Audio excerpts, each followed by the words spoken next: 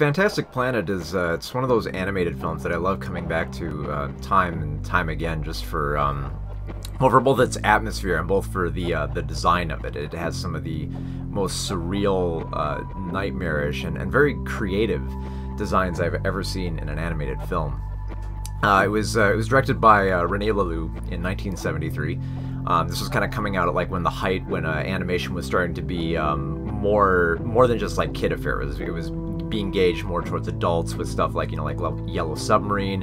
Ralph Bakshi was coming out with stuff like Fritz the Cat and Heavy Traffic, and Fantastic Planet is one of those films that it has this weird edge to it of like a science fiction story that you feel that could only exist inside a book, and here it is on the screen in this kind of like vivid, very bizarre nightmare. It's based on a book by Stefan Wohl from 1957, and a lot of the animation takes inspiration. Like there's clearly a Salvador Dali inspiration in there, but most of it was based on the art from Roland Tupper. And it's one hell of a trip, man.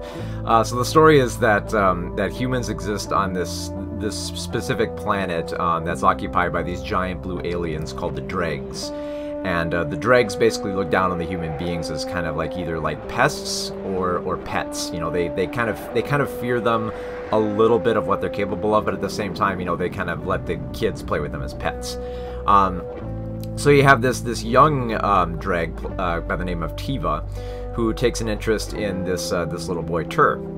She was playing with a bunch of friends one day, and she kills one of the Oms, and the father decides, like, well, now you got to take care of the kid that's been orphaned now. So she takes in the little Om, names him Tur, and she kind of like, and Tur basically, we kind of like see what Tur sees through most of the film.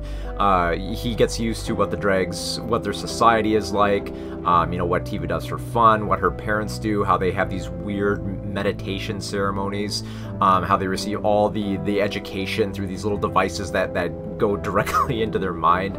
Lots of trippy stuff like that. And then it gets even crazier once he escapes Tiva into the woods and finds other Oms that are kind of gathering together to start a rebellion against the Draags. And while he's in the forest too, he also meets tons of these bizarre creatures that can kill all these Oms so easily. I mean, there's a giant bird who's got like kind of like a tree trunk for a beak and starts swallowing up all these Oms. You have other strange creatures like this pink blob that's contained into a cage, but has these tentacles that can grab out at any other like flying aliens and kind of like throw them to the ground, and just laughs maniacally about it. It's very, very strange stuff. And then when you get into like some more like the meditation, and then you understand a little bit more about what the Draag Society is all about, it is just, it's bizarre, man.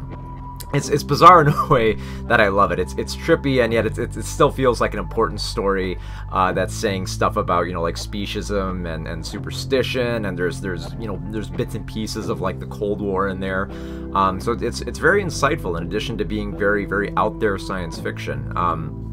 The animation style was very striking to me. It's a great combination of kind of like of stop motion and traditional animation, and it has this kind of like illustrator edge to it, where you're kind of looking at you know, maybe like an edition of like heavy metal or a classic sci-fi novel cover come to life. It's just there's something just so rustic and so brilliant about the way it's designed that I'm fascinated by this film every time I look at it. Another aspect worth mentioning is the musical score by Alain Gregor, which adds this great kind of like trippy and psychedelic edge to the story and visuals, which are already pretty trippy and psychedelic, but it just adds to that fantastical element of the story. I absolutely love coming back to this film time and time again, just because the animation quality and just the design aspects and just the surreal nature of it all. It makes it feel like a very daring sci-fi film in animated form, no less. And I think it's by far one of my favorite animated movies of all time, just for how engrossing it becomes. I mean, there's nothing quite like it out there. I mean, René Laloux did go on to direct other sci-fi animated films of an adult nature, but I think Fantastic Planet is by far his masterpiece.